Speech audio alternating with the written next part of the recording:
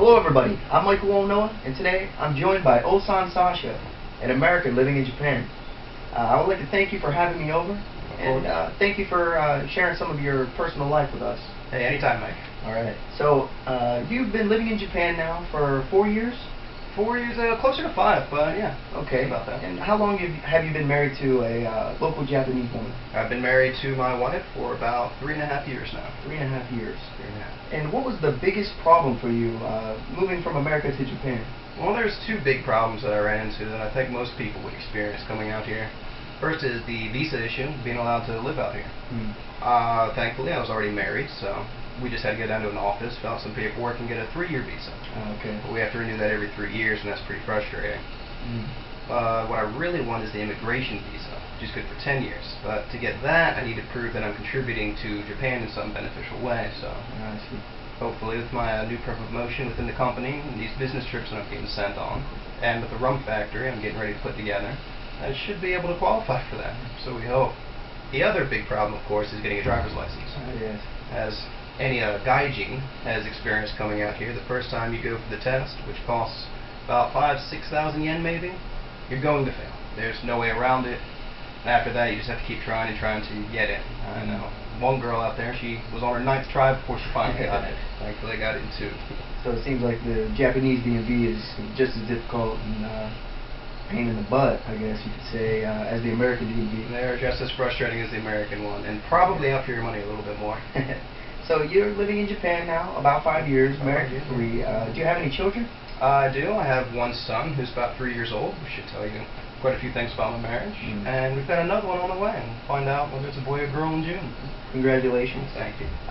Does your wife speak Japanese, or English and Japanese, or?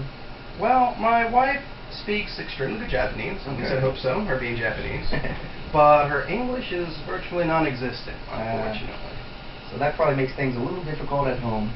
Oh, believe me, it really does. I imagine you've taken up a lot of Japanese then by now. Yeah. 5 years out here. Your son, does he only speak Japanese as well? That is a fact. We were worried at the home if I started speaking English with my son. My wife didn't understand. Things would get awkward and a little tense around the house. Yeah, certainly.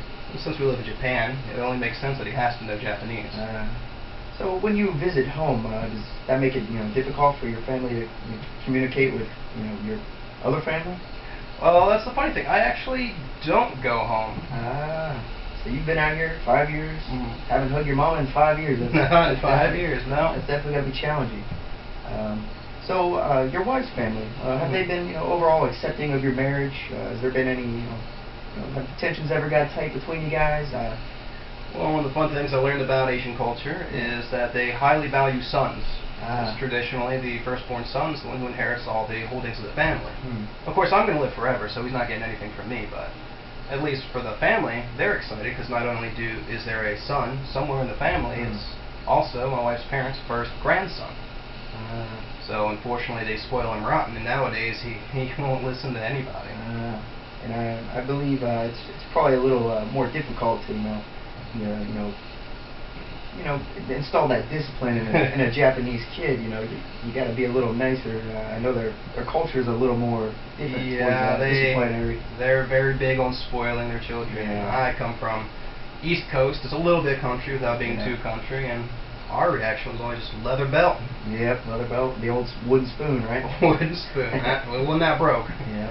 So even with all these difficulties you've experienced living in Japan, you still prefer Japan, and obviously your wife still prefers Japan. Have you ever considered maybe making a move to America and making a return?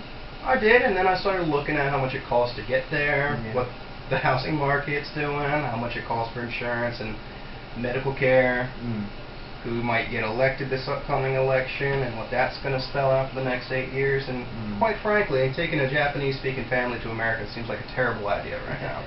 We are completely happy where we are. Things are going great, and if this company takes off, well, I'm not going to have time to even worry about that anymore, Well, it seems like you're very content and comfortable with your life in Japan. Do you have any advice for someone who's just getting out here and pretty much stepping in the same shoes? Anything that you could Oh, let's see. If you're coming out here to live, first, get an international driver's license. Yeah. And as soon as you get out here, start going for that test so you can get the real thing.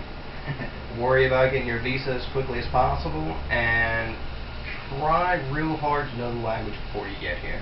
Then you're not restricted to applying to the contracting jobs that don't guarantee you another year of work. You can try to get in with the Japanese jobs, which won't pay as well, but they'll pay consistently. All right. Well, I want to thank you for your time. Thanks for sharing this information with us. And thank you guys for watching. Hey.